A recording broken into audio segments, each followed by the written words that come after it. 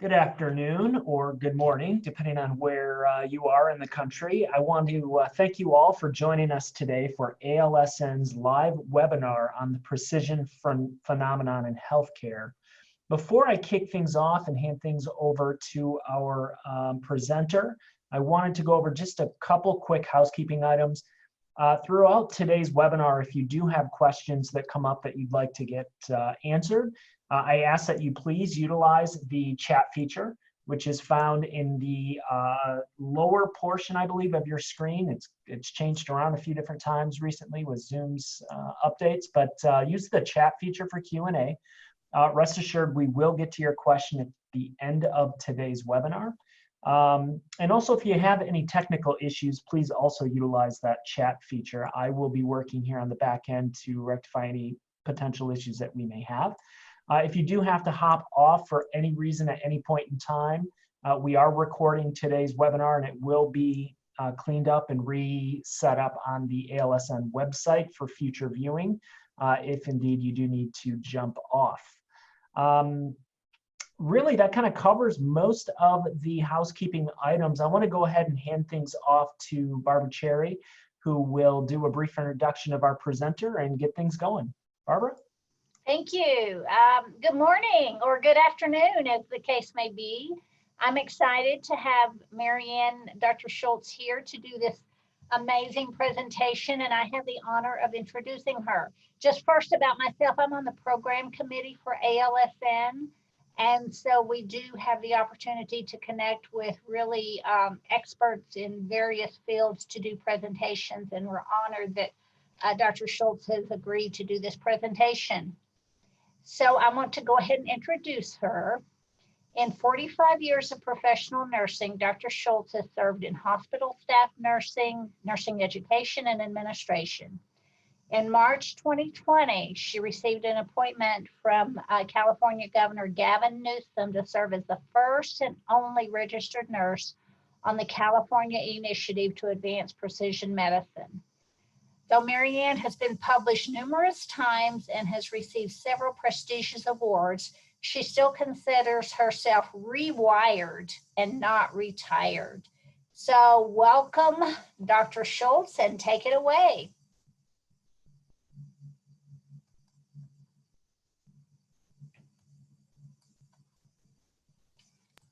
Thank you for that warm introduction. And thank you for Ken working behind the scenes. Can everyone hear me? Yes, we can. Thank you. Today's challenge on the precision phenomena, hold on, I don't seem to be advancing my screen. Hold on.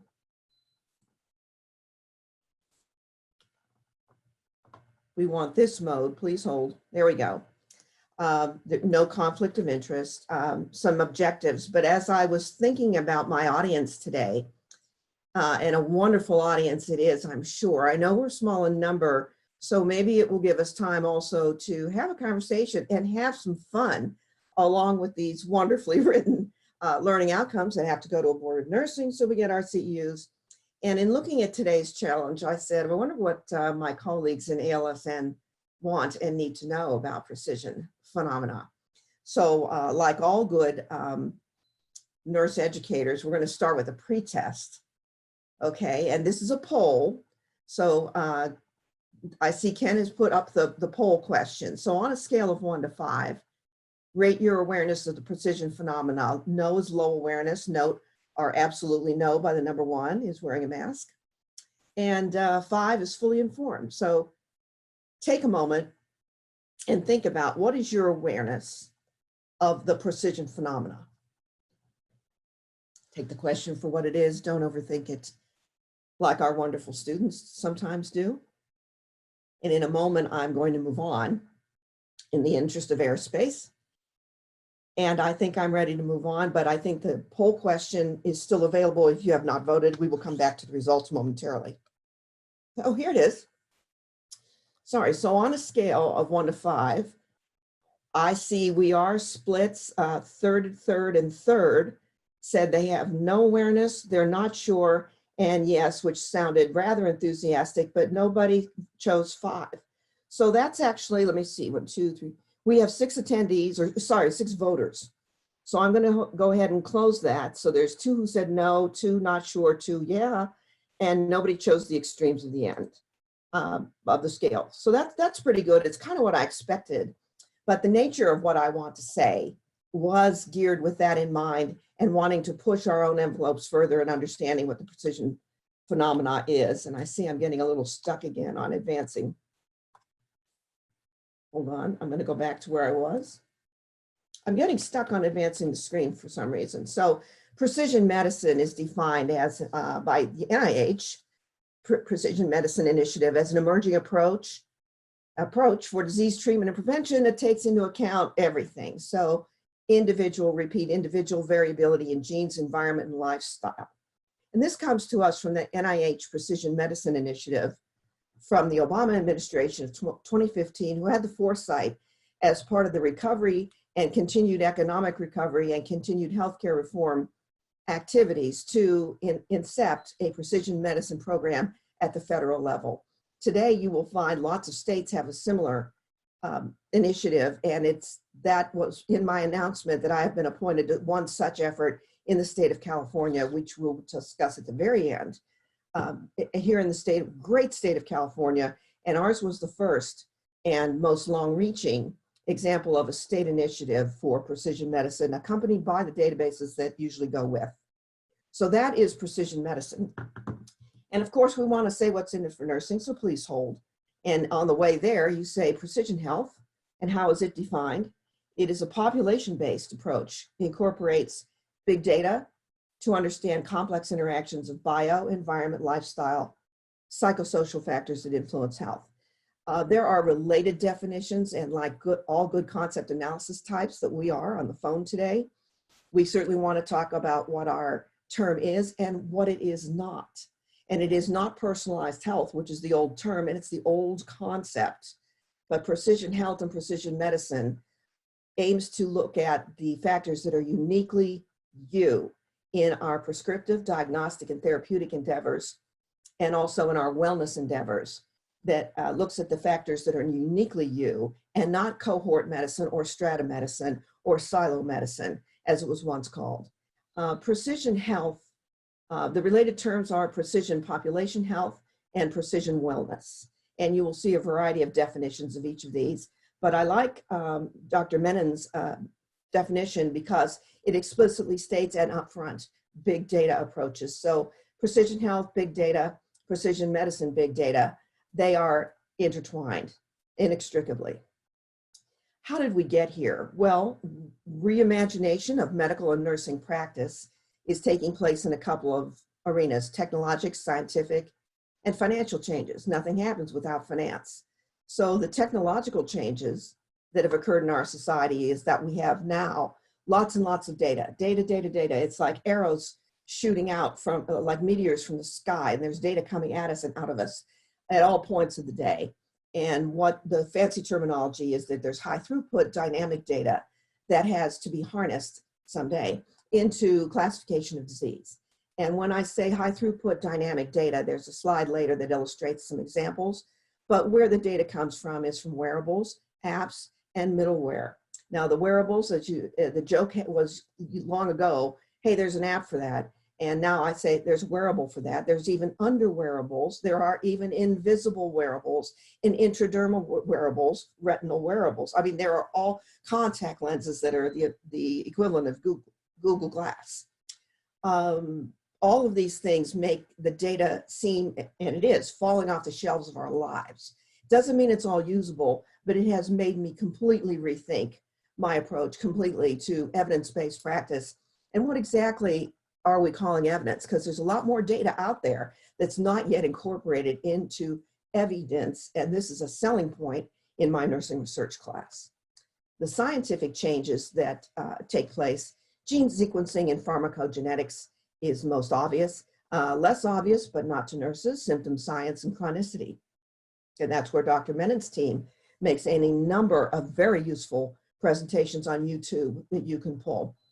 But the most important and the most frequently cited examples of precision medicine and precision health come to us in the prescriptive pharmacotherapeutic environment or domain. And if you want to tell a layperson, what do we mean by precision medicine? Tell them this. Someone I'm referring to, the psychiatry office, outpatients, I know is a modern doctor, and I figured out that this person was a modern doctor because the office staff said, we start with a cheek swab.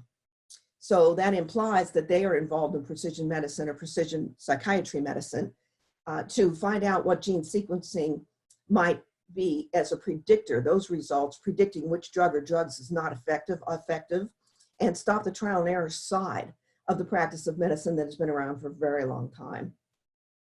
The financial changes that go on, the National Institute of Health's National Precision Medicine Program is called the All of Us Program. No doubt you've heard of it.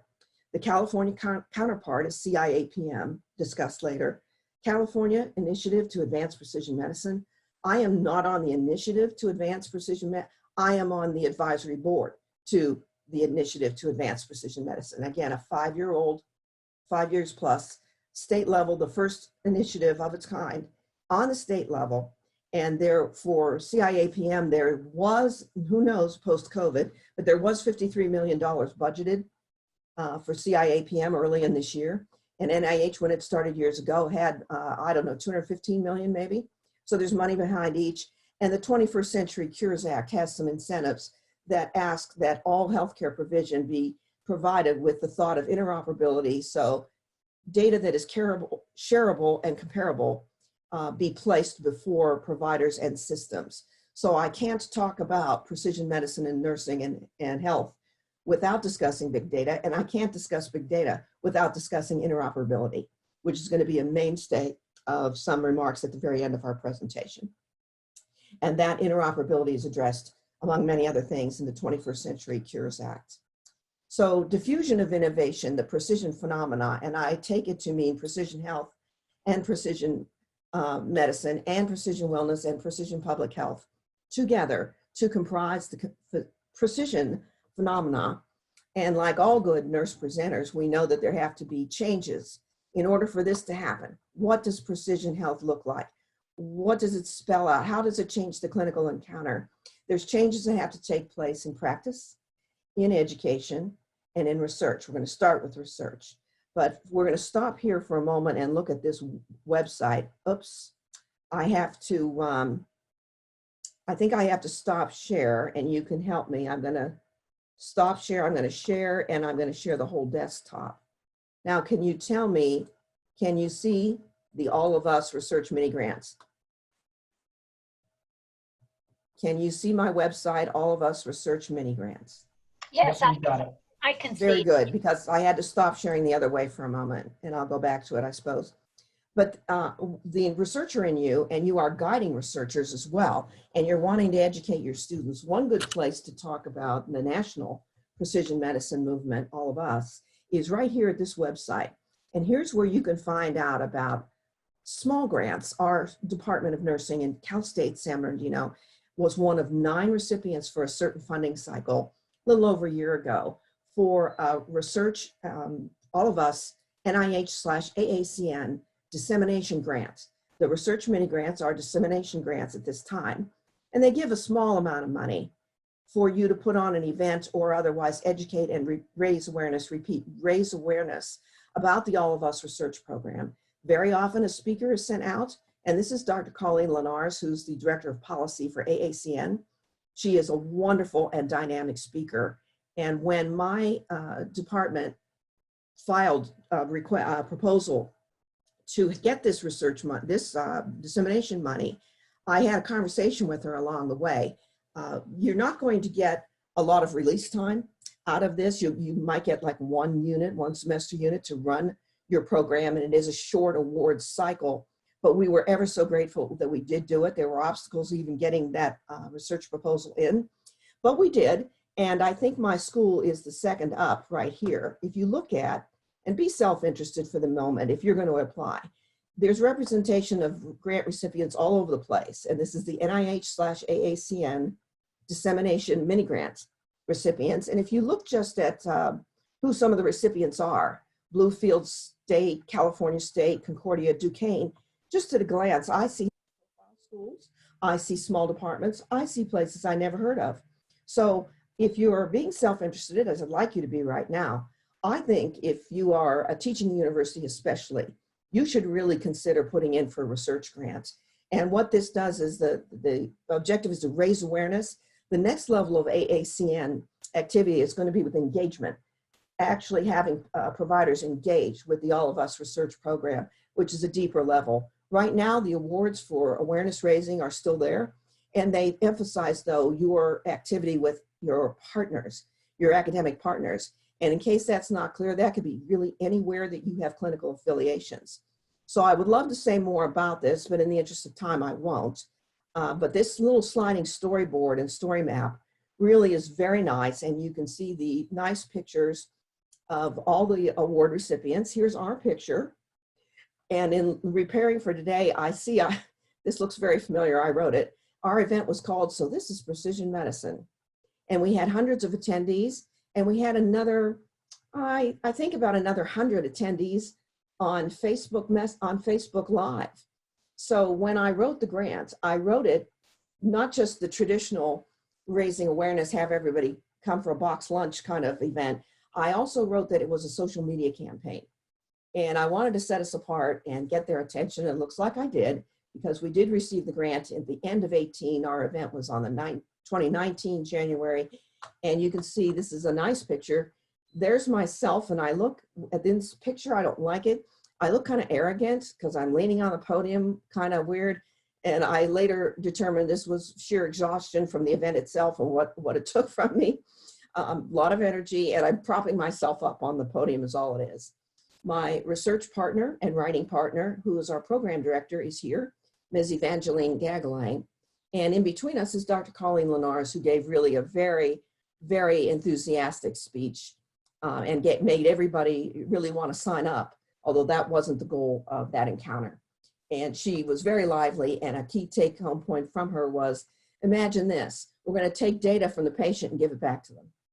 We're going to take data from the participant, actually, she said, and give it back to them, rather than feeding the electronic health record frenzy, where it's data into the research electronic health record and data out, data in, data out. We're really about data and information in, and then give it back in a usable form to providers and patients who are now paired with one another. So it's no longer the movement in electronic digital health is no longer really the way it seemed for years of feeding the electronic health record. It's about usability. And if you want to look up meaningful use, that last phase of meaningful use is interoperability, a term and a concept that I will revisit. So I'm going to shut that window down, and I'm going to look. Now we should be back to my presentation on full screen. And that was just talking about overall what the NIH calls All of Us in the federal initiative. We're going to do a little bit of a deep dive on what I think research needs to do differently in order to really embrace precision phenomena. And the All of Us picture that day looked like this. When I looked at the event, January of 19, Dr. Linares visited, I reflected on a lot of the nitty gritty, if you're going to go for this money, was in what I call arrangements. So when I look at this slide, used with permission, even everything about the slides, the images that come from, that are brandable, and whether they can be blendable to be brandable with the university's brandable images, was its own ongoing discussion. So there was nothing simple moving in these bureaucracies, and you're trying to join two of them, your university and the NIH/AACN. Everyone at AACN, very, very, very helpful. Just delightful to have them as guests. This is the way our flyer turned out. The future of health begins with you. The top half, the imaging, comes from All of Us, given appropriate credit. This is our title and our branding. And we called it So This is Precision Medicine. This is another sort of different, bigger picture, and I can see the people better. I see several faculty along the back, myself, Dr. Lenners, and Ms. Gagalang, and the rest is our students in their celebration of diversity. Should be obvious at a glance. We had a huge windstorm that day. It's kind of like a great big snowstorm in the Midwest on a wedding day. We kind of wondered, and it did hurt attendance. But again, we had 200 or 300, we had over 200 in the audience, and I was personally cheered by the another 100 on Facebook Live. Apparently, there's a big following we have over in what I call Walton's Mountain, Virginia. And there were pockets of places I never really heard of that dialed into Facebook Messenger. I was the lucky person managing the Facebook participants' questions and answers, much like Dr. Cherry's doing today. It felt like the home shopping network. I was wandering around with a microphone and a tablet saying, and we have a question from Julia in Youngstown, Ohio. So it really was a lot of fun, but these events, as you know, take some energy from you. Very glad to do it, but we did not submit again because we're worried about our time and the availability of our partners. And given the COVID crisis, I'm really privately relieved we did not submit a second time, but we might going forward. We'll just have to see. Another stumbling block to getting the proposal in, we had a windstorm and power outages all over Southern California the day the thing was due. I started to go towards a mild panic early in the day, wondering, did they mean 5 p.m. end of business? Did they mean midnight on this particular day, the day the proposal was due? I ended up submitting using the energy and the internet access from my phone in the car, because I was driving all over trying to figure out, well, the next community, Panera Bread, and these public libraries were all closed. They had no electricity and no internet. It was true all along the Inland Empire. So I stopped driving, did the sensible thing, and worked from my phone. So that's the humorous side. And the other humorous side is this proposal almost didn't happen at all. If you believe in serendipity, as I do, I saw the notice from all of us and the ACN, and I said, gee, this sounds interesting. And I had gone back, a year or two ago for a certificate in informatics, health informatics from UC Davis, and I was all knee deep in social media, so getting the message out and understanding how social media can be used in my nursing practice to affect health outcomes. And along comes the All of Us notice. I threw it away 3 times. Let me say that again. I threw the notice away 3 times. I got it out of the garbage trash. I had a crummy paper. I folded it flat in my kitchen and said, AACN, NIH, disseminate. Somebody really should do something about that. And so I asked my writing partner, was she available to write? And the rest is history. So it almost didn't happen because I wasn't sure where to go with it. And there was a major windstorm on both the day the thing was submitted and on the day of the event. So serendipity times 3. And this is not a large cash award, but it's rich in cachet. Your university administrators will be thrilled, and they will line up to take credit, as you can well imagine. So when Dr. Lenars presented, she said, here's some questions, again, used with permission. How can we prevent, these are precision medicine answers and questions, chronic pain that affects 100 million people? How do we slow or stop different dementias? One of my personal favorites, how do we affect better treatments for the almost 10% of Americans to prevent diabetes altogether, more effective cures for cancer, and she specifically states, so we can skip trial and error chemotherapy. In her presentation, she also mentioned how long it takes for evidence-based medicine, nursing results to get in print from inception, from IRB to a journal page, could be 10 years, could be longer. And I question along the way that there are so many differences with traditional science versus the AI/machine learning, artificial intelligence/machine learning things we will discuss later, that I wonder about blending the new and the old world. So the traditional scientific thought of the old world and the artificial intelligence, machine learning side, the new world, and somehow bring the two together under the aegis of medical or nursing research. And I have a few thoughts to share with you on that. At the very end of the presentation, we'll be sharing some of what the important reports are that inform our results and our proposal writing. And one is the one called a major report, Caring for the Individual. It speaks to heterogeneity of medical findings and research report findings, that even within cohort or strata medicine or the traditional scientific method, where you have an a priori research question or hypothesis, you have a population in a PICO or PICOT question, and you've selected everything in advance, and you go get your data and you analyze it, and your results are here. And they are generalizable probably to the sample from which you drew it, but there's a great deal of variation then in the strata and cohorts and social determinants of health within the sample you have, that you can see if your sample's large enough. So while we're trying to answer this, AI machine learning is a newer brand of data analysis that can be matched with traditional science, but all of us and the state initiatives and all the precision medicine initiatives rely on AI machine learning and newer methods of data analysis because you're managing very, very, very truly large data sets, which is what is meant by big data. So the heterogeneity effect, that there's more heterogeneity in our outcomes within the sample of people we chose for analysis, tells us that we're missing differences and that we are still engaging in trial and error. This is the timeline for the All of Us research program. And in January 15, it was announced. In March, a IRB was formed. Community partners like AACN were lined up. Engagement partners were awarded. I found out about it about 2 years later. There was a national launch in 18 of this many participants. I have not visited this data browser launch. I did sign up to be a participant, not a subject, a participant in All of Us, but I have not been contacted yet. The genomics pilot study and launch of researcher portals going on now. I have not looked into it. The most recent number I see, and the goal is 1 million participants. This is going to be the longitudinal study of our lifetime, is the All of Us research project, 1 million participants, and they're going to be followed longitudinally. I think the last number I saw was 270,000 participants effective 6 months or so ago.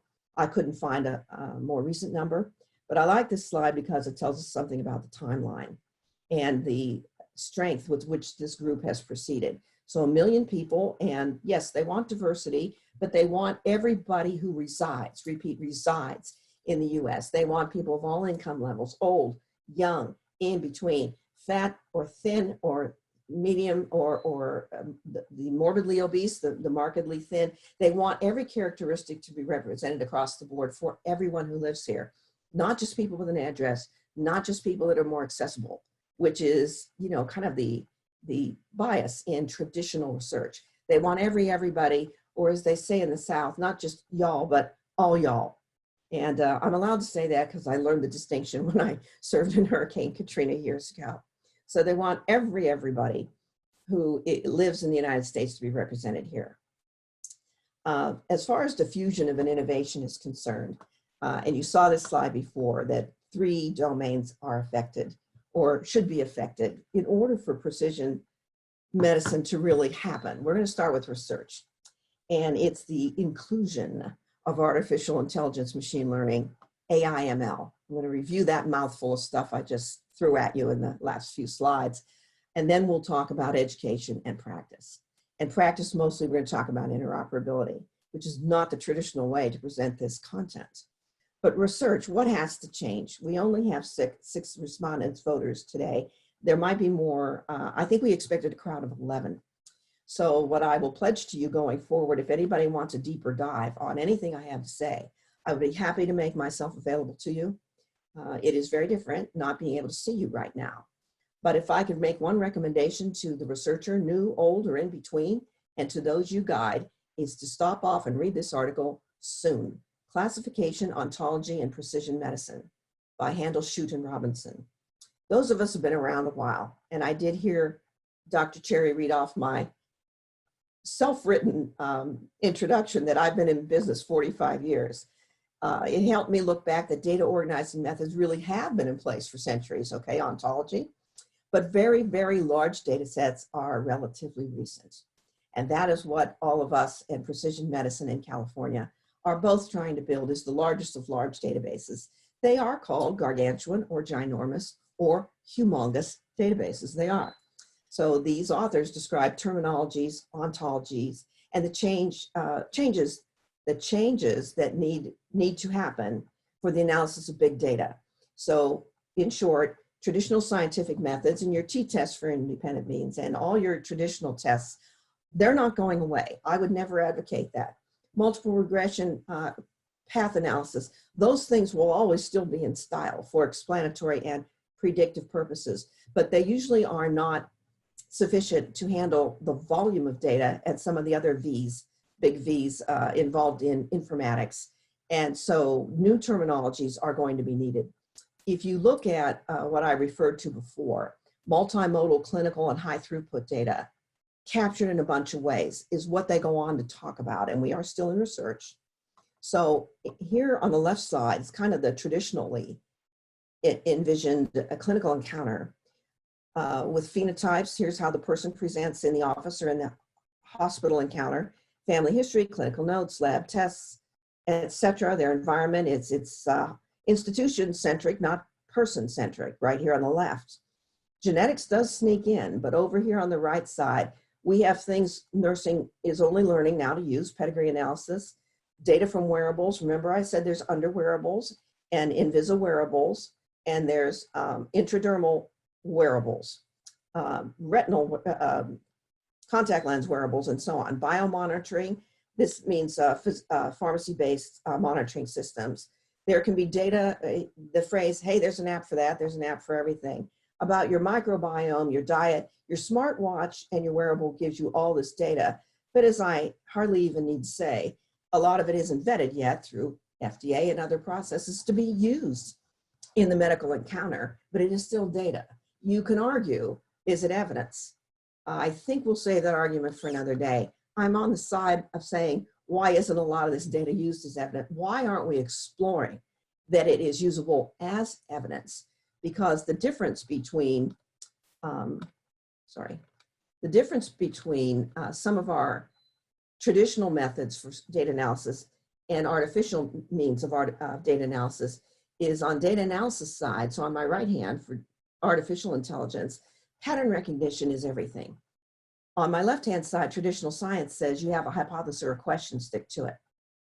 So it's more purposive that way. But on the right hand, on my right hand, the artificial intelligence machine learning methods say, there's a pattern in the data.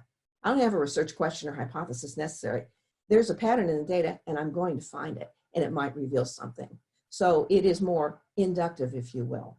And there could be informaticists on the line who are more schooled than I on the newer machine learning methods, but I cannot discuss precision medicine, health, and big data without them. Another thing I can't discuss without doing justice for precision health and medicine is the social determinants of health. This is from the Regents Drive Institute. I think it's in Indiana. And we talk about what are the contributions, okay? The contributions of physical environment, 10%, social and economic factors, 40%.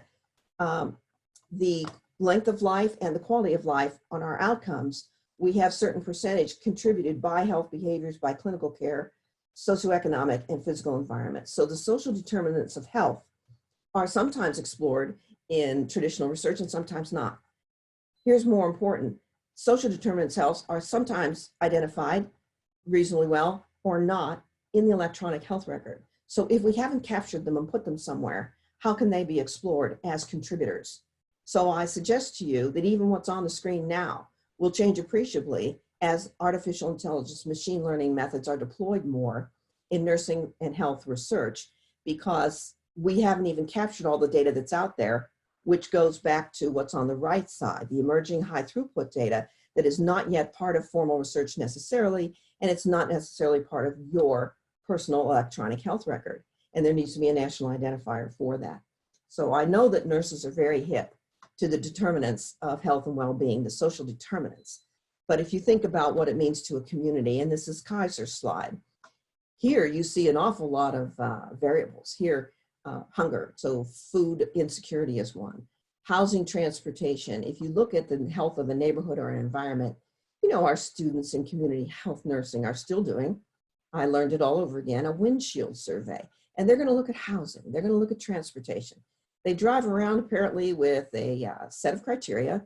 It's like the old hunt, the treasure hunt you did in the hospital looking for all your supplies in med-surg nursing. It's similar to that they're driving around, windshield survey, looking how many parks, are there playgrounds, can you walk to them, zip code and geography. So that tells you the health of the neighborhood. But the difference between, again, traditional scientific methods help us describe the neighborhood by number of parks, number of playgrounds, whereas the individual level data that is predictive on the individual level is what's my zip code, me, just one guy, okay? How many miles do I have to walk to that playground or park? How safe is my neighborhood? So it's the difference between aggregate level statistics, which we are sort of implied here with neighborhood and social determinants as descriptors of an area, community, whereas artificial and individual level data is more predictive of my own personal situation and health outcomes. If we predict and measure my food insecurity and the number of miles I walk and the number of miles on my car, how much sleep did I get? And as I say, there's an app for everything. So you can see I'm enthusiastic about getting nurse researchers to change their approach to their trajectory. Data, information, knowledge, wisdom, the now familiar DIKW informatics framework. And I'm asking that there is a plethora. When I say data falling off the shelves, I mean, it really is. It is absolutely everywhere. It's not all in a usable form. It's not all been vetted by a research project or a electronic health record. It's not all vetted from wearables for your exercise programs through the FDA for usable in medical domains for decision-making in the medical office, but it's getting there. And if you look at a lot of what's happening today, not just COVID, but in some of the more forward-looking awards nurses are seeking. For example, the ANA Big Data pitch contest is coming up. I just registered for it. And what you're gonna find is a lot of because I went to the one at HIMSS, Health Information Management Systems Society, HIMSS, HIMSS, had their last live meeting 2019 in Florida. And they hosted the ANA, American Nurses Association, BD, ANA BD seed money, Series A pre-seed money awarded in a competition for nurses who were using data in creative and innovative ways. And what you will find there in a pitch contest, in a Shark Tank environment, these quick fire rounds from HIMSS, or I was a judge for Southern California HIMSS pitch contest. All of these, it involves a gadget, true, an app, true, but it involves data to solve a certain select clinical problem. And another difference between traditional scientific thought and AI machine learning is the data we are capturing is captured live, and it might help us with decisions live. And when I talked to you briefly about the California Institute to Advance Precision Medicine, you'll find that my group in California is wanting to, advance precision medicine in precision health live in real time. So the future of nursing research that I'm trying to communicate to you is there's old on my left and seemingly new on my right, but I'm not calling it that. To call it old and new is too discrete, it's too concrete. A blended and inclusive approach is recommended by some of us that traditional statistics has its way of warming into, which is kind of the old way, your t-test, your regression analysis, your path analysis still have their place, but they have their place inside the multiple databases that are found nowadays within NIH and within the California Institute for Advancing Precision Medicine. And pattern recognition, neurocomputing, and machine learning forms, nearest neighbor techniques, natural language processing. These are new tools, and I want the nurse researcher of the future to know this, and I want you to guide your students toward it. These old and new approaches are not mutually exclusive. In both cases, we seek to learn something from the data.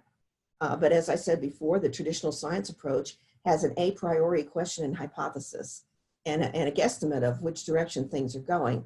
And a glaring difference in the new approach to data analysis is that AI and machine learning wishes to get at pattern recognition. They say there's a story to be told inside this data. There may not be a research question or hypothesis, but I'm going to find it in its largeness and in its technicolor with AI and machine learning methods. Some outputs and some tools I want the newcomers to seek, and I'm stumping for these in my nursing research class. Heat maps, we're getting our feet wet with heat maps. We're getting our feet wet in nursing research with ArcGIS, which that Johns Hopkins model with COVID testing and tracing and incidence and prevalence was among the first on the map, and I rely on it. Do students really know how to use it? Do your faculty know how to use it? New tools, DataViz, its own. I was heading toward the community college for courses myself in DataViz, and then because I thought that might be a good place to learn it. And I need maybe that level of granular help standing next to me, maybe, to learn this. But then COVID came and I stayed home. So one other thing I want to push is natural language processing. Here's why. Data and research we just said about social determinants of health may or may not be reflected or well reflected in the electronic health record, may or may not be reflected or well reflected in traditional research. But if you have a narrative, which is, gee, nurses' notes, progress notes, discharge summaries, there's still a narrative somewhere out there. I understand people are not paying attention to them. They're not being written very well. Natural language processing has made great strides in the last 1 or 2 years. It's a means of combining voice to text technology with the identification of themes in an artificial intelligence manner, the way we do traditional thematic analysis. No one is suggesting that we do away with traditional thematic analysis. I'm suggesting we use natural language processing along with it to really capture lots more about the social determinants of health that nurses know and may hopefully have recorded, but somehow that is lost because it's not captured and put in an actionable work stream, whether it's the electronic health record or the researcher's desk. So that's natural language process in a nutshell. For education, I'm going to move along in the interest of time. For education, we had another major victory, if you will, at the California State University, San Bernardino. Our program director said, let's just do this, she said. Let's just see if we can get the group to go for the incorporation of precision health as a thread in the curriculum. And the tone of my voice will indicate, and this is the hygienic version of what my response to her that day was, OMG. You think the group will go for it? To actually change this lineup of threads that, as you know, require a great deal of mental activity, shall we say, in meetings and discussion. And what is precision health?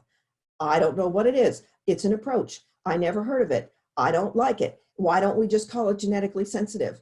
Because that's not all that is precision health. So these were the questions that came up, but we were successful, and precision health is a thread in the curriculum. I'm still stunned that it happened. If there's time, I can respond to questions that what does this look like? How bad is it going to be? I asked the program manager, do you really want to do this? She said, let's start on in January meeting, this past January. And all we have to do is put some language in 6 courses. Here's one, here's one, here's one.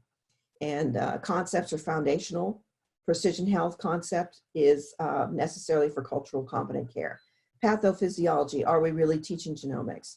Nursing care of families and children, demonstrate precise care. And one of the things we would ask the student to do is try to get a handle on genetics and family history and pedigrees. And also a DNA report. Do we really know how to analyze those? So for the whole story on how to change a curriculum, and yes, there were 3 other courses that are not shown here. I want you to look at Diffusion of Precision Health into a baccalaureate curriculum by myself and my protege, Angie Fanganil-Gagalang. It is in press to the Journal of Nursing Education. I don't know when to expect it. It was a lot of effort to do this, and I'm very pleased that we did. But it necessitates a definition of competencies. I wish there were time just to discuss competencies. I spent my whole Thanksgiving and Christmas vacation looking for competencies. Silly me. I thought precision health competencies, gee, we'll just go out and find them. Where are they? Surely the Informatics Society wrote them, or surely the Nursing Knowledge Big Data Group in Minnesota wrote them. No, they haven't, and no, they haven't. So we had to take a stab at what we thought the competencies were for the BSN grad to be able to define basic concepts, describe the usefulness of precision health and its promise for care. I think I wrote this last one, participate in advocacy of precision application and development of precision health. I threw in the ethical issues, but this one is mine, taken from the literature. And this is my course, Nursing Research, discuss the reuse of stored clinical consumer health systems for diagnostic, treatment, nursing care, and research purposes. And we begin in earnest in the fall with teaching precision health principles. I will keep you posted on how it goes. In practice, we're going to run through some ideas about what's happening now with practice and how do we get the practice components to change so that precision phenomena becomes real. Because as of now, it is an emergent phenomena. So be careful how you search for it. You're going to want to include not just PubMed and CINAHL when searching for a an emergent phenomena, you want the popular press, and you want the gray literature. So it's difficult for people to understand that, but if you think about it, the nature of an emergent phenomena, it's going to emerge perhaps in a proposive way and perhaps in a haphazard way, but not necessarily in a systematic way, being innovative in the medical and nursing literature so far. So if we back up just one moment, we just looked at education, and those are the graduate competencies for precision health we want people to have when they leave our program. Okay, so that's what, 100 people every year, one school in the Inland Empire, but that is going to take a long time, a lifetime, to impact and filter down to the sort of average practicing nurse. So in practice, what is happening now, I'm proud to say, is that myself and my writing partner in 2018 submitted just precision health, not genomics, just precision health as a policy change to the American Nurses Association member assembly, formerly thought to be, you know, the House of Delegates. And if I slip and use the old terms, it's because I've been around a while. So out of the 30-some proposals ANA receives every year to affect policy change, for ANA to have policy statements on a topic, they receive 30-some every year. Only 5 are selected by committee to make it to the member assembly. So we landed on the cutting room floor in 2019, but this is 2020, and the ANA staff and PPC, the Professional Practice Committee, saw these proposals again, 30-some proposals go in, and one was in precision health from us, and another was in genomics and genomics competencies from the well-known Dr. Kathleen Calzone of NIH and Dr. Laura Badsek, who's now the Dean at University of Penn.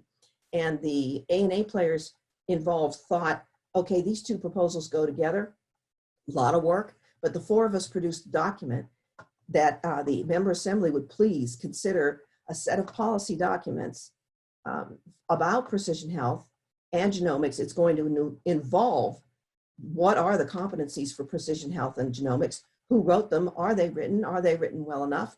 Probably not. And the ANA maybe would have, had the convention gone as planned, maybe would have convened a task force by now. But we got tabled because of COVID. So, and I was very disappointed, precision health and genomics, the written documents move forward to the ANA member assembly as planned, but will not be heard by the House of Delegates in a formal way until 2021. And in this proposal, we are recommending that there be precision health and genomics competencies defined and placed in all, repeat, all certification exams, and that people are tested on them. So as I mentioned a while back about these are the competencies for the grad, in a manner of speaking, we're trying to write the competencies for the existing workforce. And that's a lot of people. And we can't wait for the graduates in schools of nursing to catch on. We won't have precision health or medicine or precision nursing anytime before I die. The future directions now for nursing practice, and I'm going to wrap this up in the interest of time, are focus on interoperability, which I said was an unusual way to go to explain precision health and precision medicine for practicing nurses. But PACIO means post-acute care interoperability. Post-acute care interoperability. And the I for interoperability, again, data that is shareable and comparable. How will we ever affect precision medicine and the precision population health, precision population health, if we don't have interoperability of our data? And so the Center for Medicare Services and the HL7, which is the grand clearinghouse of the architecture of the electronic health record, convened a group called PACIO. And this is our symbol, and it's sponsored by Medicare, and it establishes a framework for technical implementation guides and reference implementations. Those are 2 Bibles being written as we speak, an implementation guide and a reference implementation. And each of those comes from my group. I chair a subgroup here. You can learn about it from the PACIOproject.org and about. And what we do, it's a collaborative effort to facilitate data exchange, post-acute care, between providers, between patients, and key stakeholders. The data exchange with policymakers and industry through a consensus-based approach. And I'd ask you to read from that website liberally when you can.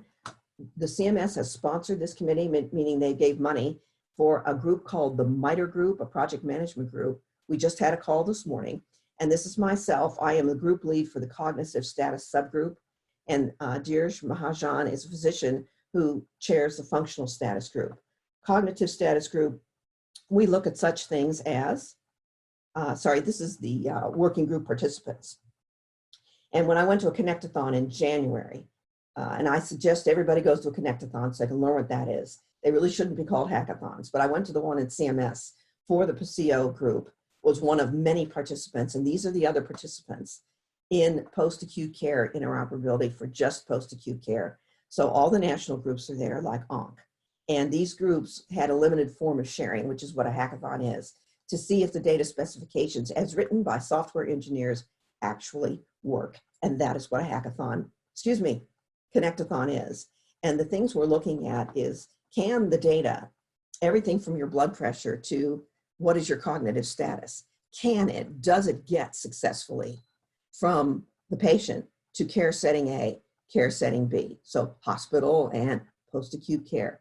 Are the expressions, meaning by way of software and computer language, compatible with what the CMS says is in their data element library, which is just, the approved semantics and software code for what the CMS has an expectation, and tools like the CAM and the BIMS for cognitive development, cognitive assessment in post-acute care. And when we say FHIR implementation, fast healthcare interoperability resources, it's just a set of standards from HL7, the governing body for software, and is approved by Medicare. Are the tools we're using captured adequately and reflected and in unison with what the data element library from CMS is? Because if it isn't, if the tools and the way we're capturing the data isn't compatible, CMS can't recognize it, can't pay for it, and so on and so forth. And the most recent specifications from the CMS and the HL7 who work together are simply called Fast Healthcare Interoperability Resource.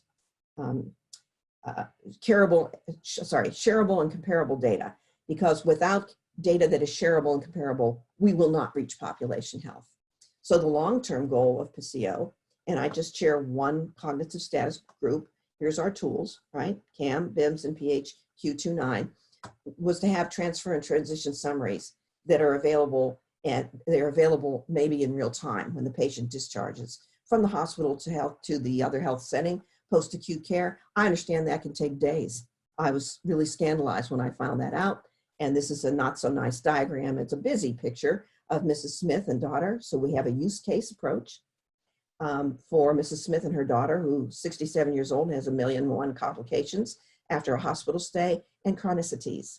And this diagram just shows us all the stages, ages and stages and places. The data, information has to go, skilled nursing. She gets complicated, returns to hospital B, goes to home health, returns to hospital A when she went originally from home to hospital A. And so all of these environments of care need to be able to communicate with one another and in a timely fashion.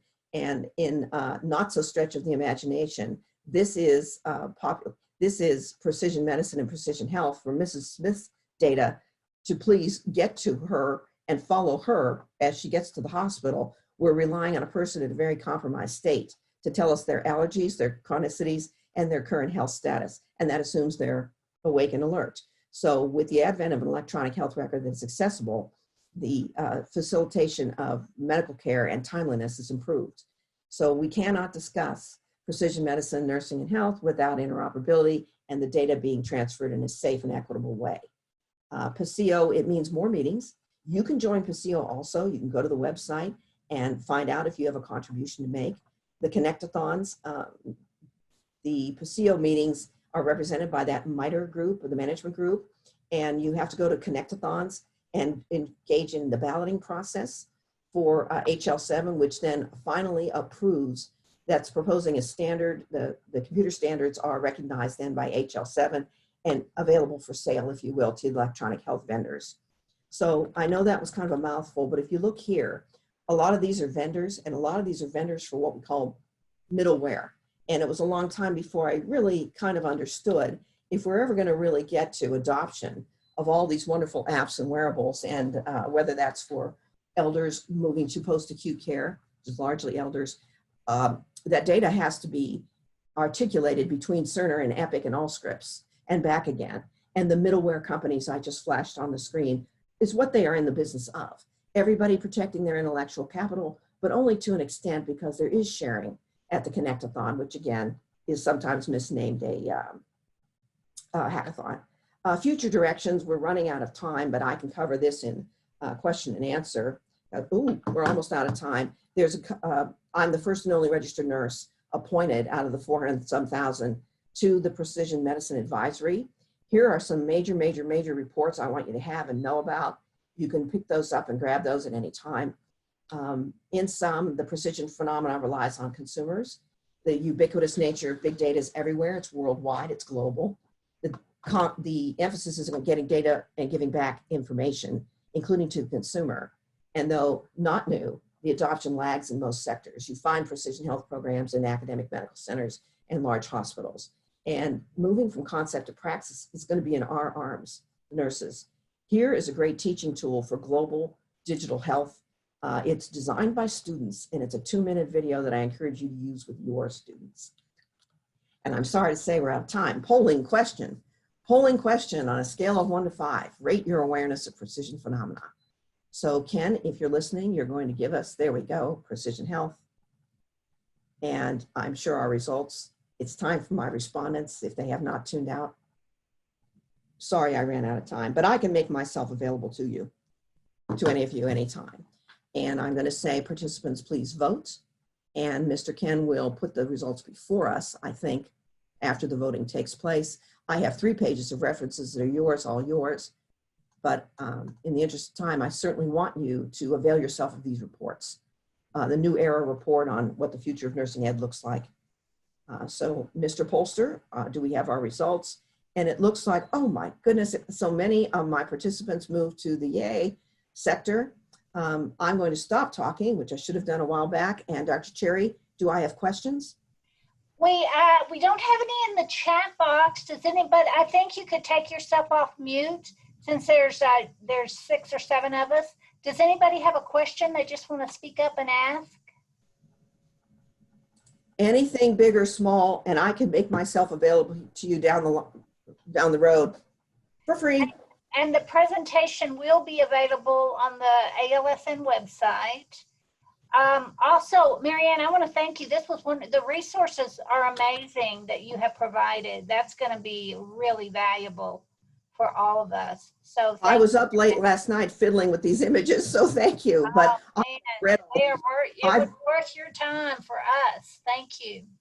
It really was, and the references, and I want you to look at that Facebook video and use it with your students, and I can be available anytime, people. Thank you for attending. Okay, do you have your contact information at the end of the slide, or? Yeah, I don't know if I do, so you can find me through my university or my university accounts. Okay. And the office will have it, and my private Gmail is MASUpland, so that's my city, MASUPLAND @gmail.com, or my university accounts, and the office can help you. Thank you. Find me on LinkedIn also. Okay, very good. Thank you very much. This was, man, you've given us so much to think about and resources. It was excellent. We appreciate your time and effort. Not a problem. Thank you. Thank you.